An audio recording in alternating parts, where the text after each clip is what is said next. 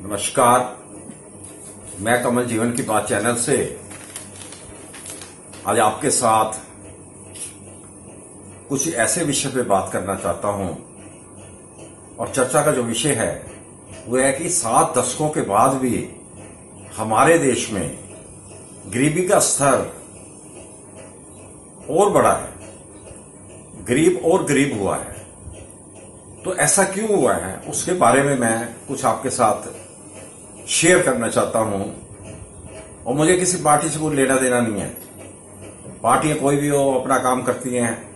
तो ये आपको समझना पड़ेगा कि जनसंख्या कानून ना होना पॉपुलेशन कंट्रोल नहीं है हमारे देश के अंदर। ये एक बहुत ही बड़ा मुद्दा है जिसको आज तक किसी ने नहीं उठाया। अब थोड़ा सा उठने लगा है क्योंकि मोदी सरकार में कुछ चीजें हुई हैं। मुझे पॉलिटिक्स से कोई लेना देना नहीं है, ठीक है, अच्छी हुई है, होना भी चाहिए।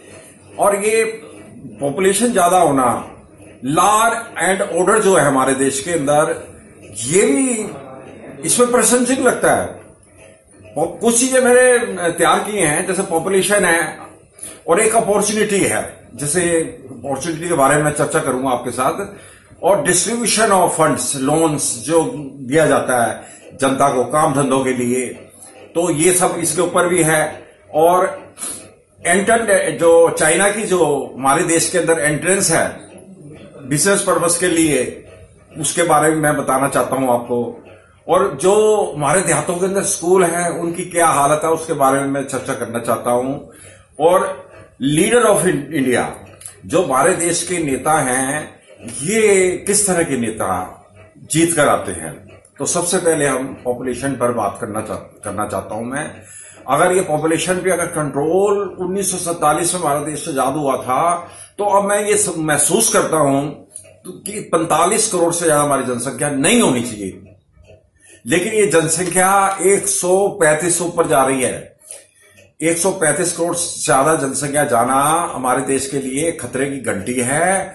उसका कारण है कि पॉपुलेशन बढ़ेगी तो क्या होगा कि रोजगार के साधन तो इतने नहीं है हमारे देश के अंदर। और जो हमारे देश के अंदर खेतों में काम करने वाले लोग हैं, कृषि उद्योगों में काम करने वाले लोग हैं, वो 80, 82, 85% तक आप मान के सब चल सकते हैं। उनकी क्या दशा होगी? अगर मान लो किसान के ही 6 बच्चे हो गए तो आगे उसका तो 20 साल बाद 6 बंटवारा होगा खेत का, तो छोटे छोटे टुकड़े रह जाएंगे। इस तरह हुआ है ये। फिर लोग क्या है, ऐसे जो लोग हैं वो देहातों से निकलकर शहरों में आए मजदूरी करने के लिए। अब हमारे देश में क्या है, मजदूरों की इनकम आपको भी पता है। तो अब हालत ये हो गई कि पॉपुलेशन ना होने, कानून ना होने की वजह से रोजगार बहुत कम हो गए और रोजगार की जो अपॉर्चुनिटी है वो बहुत कम रह गई। जनता ज्यादा है, काम धंधे सेट नहीं है, लॉ ऑर्डर बहुत मजबूत नहीं है। मैं बताऊं, लॉ ऑर्डर अगर मजबूत होते, गवर्नमेंटें तो रूल बनाती हैं, इसमें कोई तो राय नहीं है, अच्छे रूल बनाती हैं, लेकिन वो इंप्लीमेंट नहीं होते नीचे तक। ये 100% है कि नीचे तक इंप्लीमेंट नहीं होते, बीच में अटक जाते हैं। क्योंकि उसके अंदर हमें ये सोचना पड़ेगा ऐसा क्यों होता है, क्योंकि लॉ ऑर्डर कमजोर है। गवर्नमेंट के रूल तो तब लागू होंगे अगर ऊपर से ये कोर्ट जो हमारी हैं इनको मजबूत होना पड़ेगा। इनको जितना मजबूत बनाएंगे हमारा देश उतना मजबूत होगा। दूसरी चीज है कि जो पॉपुलेशन के ऊपर मैं बता रहा हूं कि 135 करोड़ के करीब पॉपुलेशन है, तो आने वाले टाइम में 20 सालों में कितनी पॉपुलेशन और हो जाएगी? तो खेत खलिहान तो उतने ही है। जो कृषि पर आधारित लोग हैं इनका शहरों में पलायन बहुत बढ़िया नहीं है। कारण यह है कि ये गरीब आदमी क्यों गरीब होता है मैं बताता हूं। एक तो ये रीजन खेतों वाला मैंने बताया। दूसरा एक रीजन बहुत बड़ा है कि शहर में लेबर बड़े आसानी से, बड़े आराम से 1 नहीं, 10 नहीं, 100 नहीं, 200 मिल जाती है। अब ये इनके कई चौक बने हुए हैं जहां पर लेबर खड़ी रहती है। कितने रिक्शा वाले रिक्शा चलाते हैं, कितने और भी हैं जो मजदूर काम करते हैं फैक्ट्रियों में, छोटी छोटी फैक्ट्रियों में। अब फैक्ट्री वाले क्या करते हैं, उनको मालूम है कि हम 15,000 का बंदा नहीं रखेंगे, हम तो 5,000, 7,000 का बंदा मिल जाएगा। वो मिल जाता है। लेबर बहुत गरीब होगी इस कारण, ज्यादा पॉपुलेशन की वजह से। अब यही पॉपुलेशन कम हो तो वो जो फैक्ट्री वाला है उसको 15,000 भी हाथ जोड़ के बुलाएगा इसी तरह लेबर का हुआ 400, 500, 300, 400, 500 ये लेबर के रेट चलते हैं। तो अब बताओ कि लेबर शहरों के अंदर आती है, क्योंकि वहां गांवों में तो कहानी बड़ी खराब हो चुकी है, क्योंकि पॉपुलेशन है ज्यादा, खेत खलिहान है कम, खेतों के हो गए टुकड़े होने से इनकम हो गई कम। तो ये सब एक बहुत बड़ा मुद्दा है कि हमें पॉपुलेशन के ऊपर एकदम इमीडिएटली कोई ऐसा लॉ आना चाहिए कि पॉपुलेशन हमारे देश में कंट्रोल हो, ताकि आने वाले 20-25 साल बाद उस देश में ठीक हिसाब का बन सके। अच्छा, अब ये बैंकों का लोनों का बड़ा हिसाब किताब है कि बैंक जो लोन देता है, ये तो इस गवर्नमेंट ने कुछ बनाया है कि इतना कई लाख करोड़ों रुपया की दिया जाए काम धंधों के लिए, फैक्ट्रियों के लिए, जो लोग उद्योग धंधे करना चाहते हैं। बात तो ठीक है, क्या उनको मिलेंगे? ये इसमें बहुत बड़ा प्रश्न चिन्ह लग जाता है कि बैंक से लोन लेना इतना आसान नहीं, बैंक बहुत कुछ देखता है तब लोन देता है। और ज्यादातर क्या हुआ है कि मिनिस्ट्री ऑफ फाइनेंस के अंडर है बैंक, और मिनिस्ट्री ऑफ फाइनेंस के अंडर में ये सरकारी बैंक हो जाते हैं, सरकार की चलती है उनपे ज्यादा। तो इतने बड़े बड़े गबन हुए, आपने देखी है पीछे बहुत बड़े बड़े गबन हुए हैं पिछले 15-20 सालों से। और बैंकों का फंड कितना लोग लूट के ले गए, तो 10,000 करोड़ को मान लिया, या इत्यादि बहुत लोग हैं, नीरव मोदी वगैरह। तो ये बहुत, इनकी अगर लिस्ट बनाए तो ये 70-80 लोग हैं जो बैंकों को लूट खा गए। इसमें क्या हुआ, बांट घाट हुई, सारी बांट काट दी, इसको दे दो, इसको दे दो, इसको दे दो, ये तेरा, ये मेरा, ये तेरा, ये सब हुआ है, आप बात मान जाओ। और उससे क्या हुआ, बैंक कमजोर हो गए। जहां पर हमें अपने लघु उद्योग धंधे बढ़ाने हैं, गरीबों को पैसा देना है ताकि वो छोटा मोटा कारोबार कर सके, किसी ने मशीन खरीदनी है, किसी ने कोई प्रोजेक्ट छोटा मोटा लगाना है, वो कर सके काम, तो वो अपॉर्चुनिटी हमारे देश में बहुत सालों से नहीं के बराबर ही है। ये कारण ये है कि बैंकों का पैसा कहां का कहां चला गया। फिर चाइना की जो हमारे देश में एंट्रेंस हुई है, वो हुई है कि लॉ एंड ऑर्डर जो उनके फेवर में बने हैं कुछ, वो हमारे देश में अच्छी तरह बिजनेस कर सके। सच रहो, मैं आपको बहुत सही बात बताने जा रहा हूं कि हमारे देश में बहुत लोग हैं जो तांबे की तारें बनाते थे, बहुत लोग हैं जो मेटल्स के काम करते थे, छोटे छोटे काम थे। मैं कहता हूं एक राखी का ही काम था, राखी भैया दूज के बनती थी, राखी जो मनाई जाती थी, और दीपावली के कुछ चीजें सामान बनते थे। इस तरह हर त्योहार के कुछ, होली के रंग और ये सब, ये सारा चाइना कंट्रोल हो गया। बड़े बड़े हमारे जो उद्योग थे वो भी खत्म हो गए, बिरला मिल बंद, मोदी मिल बंद, ये मिल बंद, वो मिल बंद। ये कहानी कहां से शुरू हुई है? ये शुरू हुई है चाइना के एंट्रेंस आने के बाद। तो बहुत ही हमारे उद्योग धंधे, मेरे अनुमान के अनुसार कम से कम 50 लाख उद्योग धंधे हमारे देश के अंदर जो थे वो खत्म हो गए। और लोग क्या आ गए, लोगों की इनकम खत्म हो गई। अब इनकम खत्म होने से क्या होता है, आदमी बड़ा परेशान हो जाता है, घर में बैठा हुआ, उसका दिमाग खराब रहता है। जब काम ही नहीं होगा तो क्या करेगा, शराब पीनी शुरू कर देगा, या कोई ऐप भी लग सकते हैं और नहीं भी लग सकते। अगर ऐप लग जाएगा तो और घर बर्बाद होगा। ये हमारे देश के साथ आज की डेट में हो रहा है, ये आपको समझना पड़ेगा, और ये इस चीज की आवाज भी आपको उठानी चाहिए सबको। अच्छा, अब मैं बता दूं, विलेज स्कूल है, जो देहातों के अंदर स्कूल है, इनकी हालत अगर कोई देखना चाहता है तो वो अंदर जाके देख के आए। दोस्तों, बहुत बढ़िया हालत नहीं है। मैं मानता हूं कि 100 में से 5 स्कूल तो ठीक होंगे, जहां पर प्रिंसिपल अच्छा है, जहां पर थोड़ा सा चलती है वहां नेताओं की कि उसको ठीक रखना है। लेकिन तो स्कूलों की हालत तो खराब ही है लगभग, क्योंकि देहात में जो बच्चे, घर से तो बच्चे स्कूलों में चले जाते हैं, लेकिन मेरा अपना अनुमान है कि कम से कम 15 या 20 मिनट के जब स्कूल लगता है तो कम से कम 70, 50, 60, 70% बच्चे स्कूल से बाहर हो जाते हैं। वैसे तो जाते ही बहुत कम है, देहातों के अंदर ये चीज चल रही है, और ये चीज मैंने भी अपनी देखी है। और उसके बाद मैं बताता हूं, ये हमारे जो लीडर हैं, सबको मालूम है कि पार्लियामेंट के अंदर जितने लीडर बैठे हैं वो 43% दागी नेता हैं, अनपढ़ हैं। बताओ, अगर ये देश चलाएंगे तो देश कैसे चलेगा? क्योंकि देहात के लोगों ने तो जिता के भेज देना है, उन्होंने कहना ये हमारा नेता है, बड़ा वो मजबूत है, इसको भेजते हैं, हम भी सेफ रहेंगे। अरे उसी इन्हीं लोगों की वजह से देश का जो काम खराब हुआ है कि वो समझ ही नहीं पाते इस देश को कैसे चलाना है। तो ये इस पॉइंट को मैं आपके साथ कुछ शेयर कर रहा हूं। मैंने आप कुछ बैठ के पॉइंट बनाए थे कि अब कुछ इनकम के बारे में मैं बताना चाहता हूं कि अगर हम 1980 का आंकड़ा उठाएं तो अगर हम 1980 का आंकड़ा उठाते हैं, उसमें हम देखते हैं कि जो किसान था थोड़ा ठीक था, ज्यादा ठीक तो नहीं कह सकते, बुरा हाल ही था वैसे, लेकिन वो जो गेहूं का रेट था, हम एमपी की गेहूं ले लें, फिर उसके बाद चावल भी ले लेते हैं, तो मेरे हिसाब से 4-5 रुपए किसान के घर से निकलती थी गेहूं एमपी की। और जब पहुंचते आगे पहुंचते वो महंगी होती जाती थी, और घरों तक पहुंचने के लिए उसका रेट था 20-22-25 इस तरह था। अब आज की डेट में अगर किसान के घर से गेहूं जाती है एमपी की, तो 20 रुपए केजी जाती है। हो सकता है 21 भी हो सकता है 19 भी हो। तो वो जो गेहूं, उसको तो 20 रुपए मिले किसान को। अब शहरों के लोगों ने, जिनकी इनकम 1980 में थी, मैक्सिमम फैमिली के अंदर मिला लो तो 400 नहीं तो 500 नहीं तो 200 नहीं तो 150, तो इस तरह की इनकम थी शहरों के अंदर। कुछ अगर पढ़े लिखे वर्ग जो थोड़ी सेटल अच्छी नौकरी करते थे, उनकी सबकी अगर एवरेज निकाली जाए तो 500 या 600 के बीच से ज्यादा नहीं निकलेगी। आज उनकी कितनी इनकम है? अगर हम सबकी कैलकुलेशन करें, किसी की 5 लाख है, किसी की 4 लाख है, किसी की 3 लाख है, किसी की 2 लाख है, किसी की 10,000 भी है, किसी की 15,000 भी है, तो एवरेज जो निकल के आती है, मेरे हिसाब से जो मैंने एवरेज निकाली वो 60,000 के लगभग लगा के चलो, 60,000 लगा के चलो, तो भैया ये 100-150 गुना इनकी इनकम बढ़ी, उसकी तो 5 गुना है गेहूं के रेट बढ़े, खाद भी महंगी हो गई। फिर कहते किसान आत्महत्या क्यों करता है? इसीलिए आत्महत्या करता है किसान। क्यों करता है आत्महत्या? क्योंकि उसकी गेहूं जो है उस रेट से रेट नहीं बढ़े हैं जिस रेट से शहरों का पैसा बढ़ा है। एक चीज।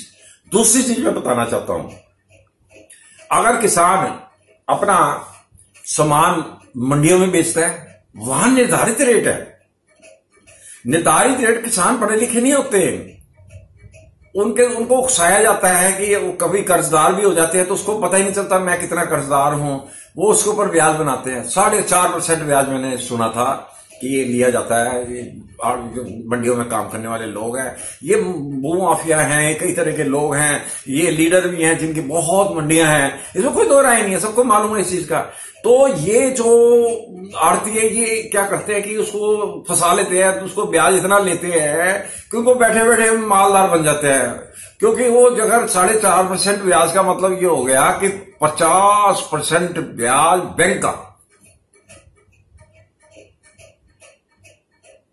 50% ब्याज बन जाता है। तो फिर भैया किसान का बनेगा क्या? जब किसान खेत में अन्न जो भी निकालता है, फसल निकालता है, साग सब्जियां निकालता है, वो देने जाता है, तो जब हिसाब लगाता है तो वो कहता है तेरा तो कुछ निकलता ही नहीं है, और जो निकलता है तो थोड़ा बहुत ये ले पकड़ और जा, वो वापिस आ जाता है। फिर आकर उसका गुजारा नहीं होता, तंग रहता है, परेशान रहता है, खाने पीने की मजबूरी रहती है, परिवार में बहुत कले मचती है। उसके बाद क्या करता है किसान? कहता है झंझट ही खत्म करो, आत्महत्या कर लो। ये महाराष्ट्र में सबसे ज्यादा आत्महत्या हुई, आपको मालूम है। वैसे कुछ सालों से तो कम सुनने में आ रहा है, लेकिन मैं एक बात बताना चाहता हूं, ये एक कारण है। अच्छा, और मैं दूसरी एक चीज और बताना चाहता हूं कि हमारे जो स्कूल की एजुकेशन विलेज की, ये बहुत अच्छी नहीं है। क्योंकि इसके अंदर मैंने देखा कि जो ऊपर से इंस्पेक्टर को सर्वे करनी चाहिए स्कूलों के अंदर जाकर, मुझे नहीं लगता कि वो कुछ ठीक सा चल रहा है हिसाब का। क्योंकि लॉ ऑर्डर मजबूत होना बड़ा जरूरी है।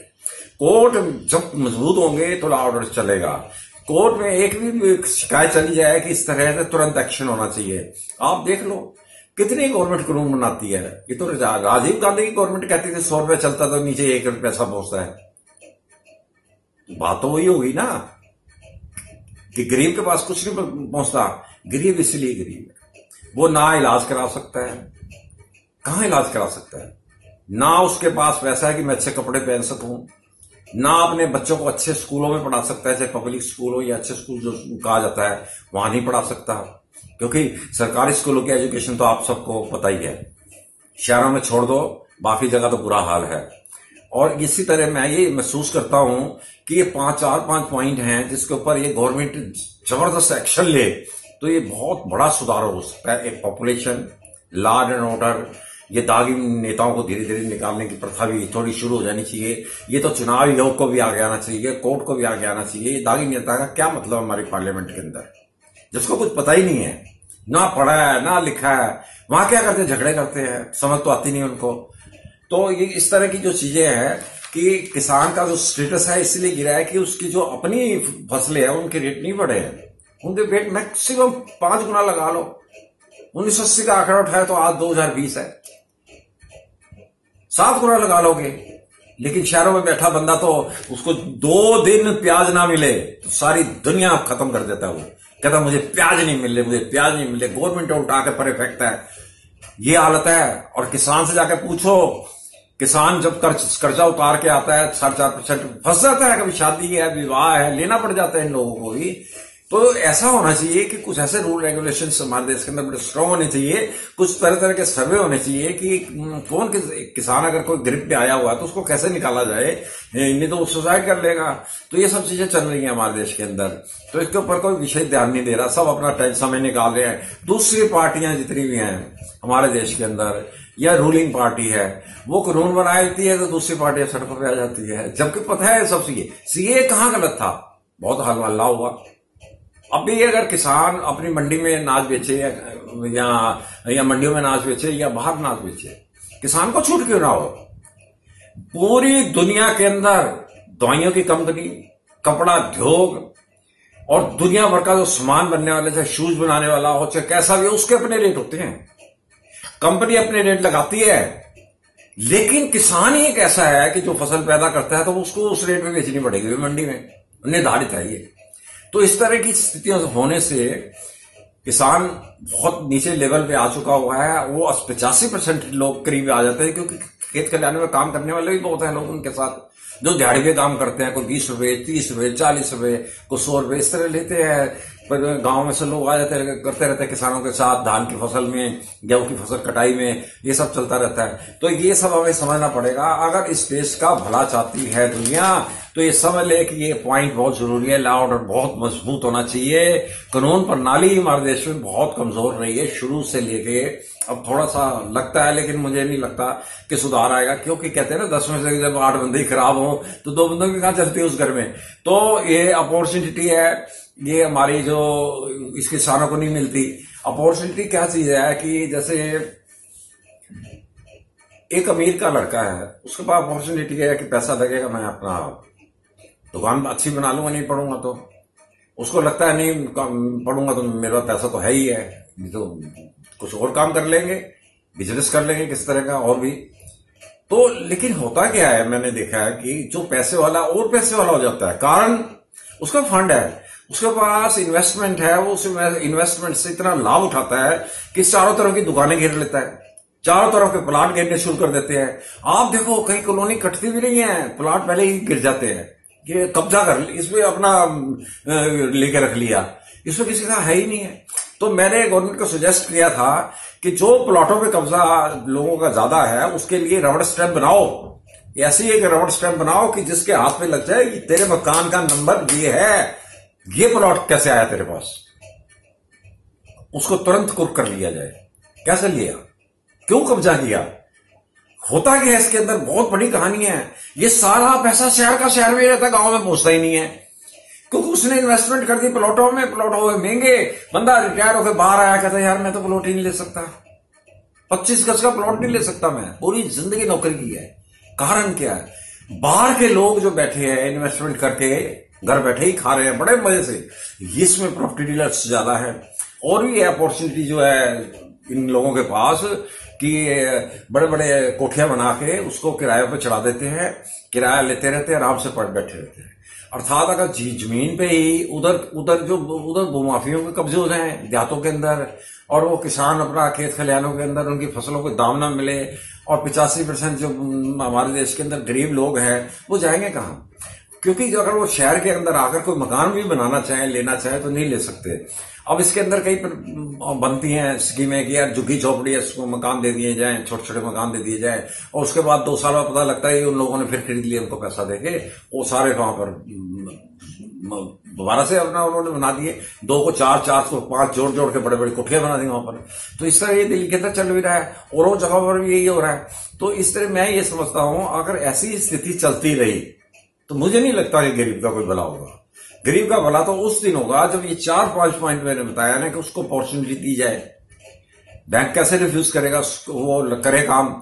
और दूसरा, क्योंकि अगर इसके अंदर लॉ ऑर्डर मजबूत होने बड़े जरूरी है। तीसरा ये अपॉर्चुनिटी, लॉ ऑर्डर, जनसंख्या कानून 3 है। उसके बाद है हमारा डिस्ट्रीब्यूशन ऑफ लोन, तो हो ही गया। विलेज के स्कूलों के अंदर ये जांच की जाए यार यहाँ एजुकेशन कैसे चल रही है।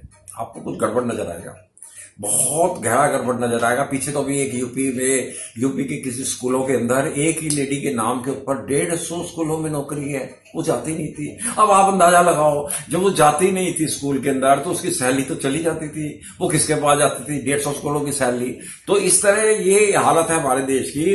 लेकिन सुधार हो रहा है, ऐसा नहीं मैं कहूंगा सुधार नहीं हो रहा, लेकिन बहुत स्लो प्रोसीजर है, क्योंकि जनसंख्या बहुत ज्यादा है।